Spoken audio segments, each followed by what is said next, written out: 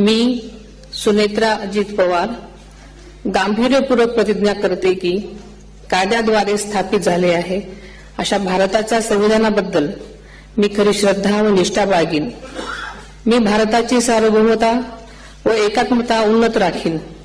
मी महाराष्ट्र राज्याची उपमुख्यमंत्री म्हणून माझी कामे निष्ठापूर्वक व सद्विवेक बुद्धीने पार पाडेन आणि संविधान व कायदा यानुसार सर्व तऱ्हेच्या लोकांना मी गांभीर्यपणे व निपक्षपातीपणे तसेच कोणाच्याही विषयी ममत्वभाव किंवा आकस न बाळगता न्याय वागणूक देईन।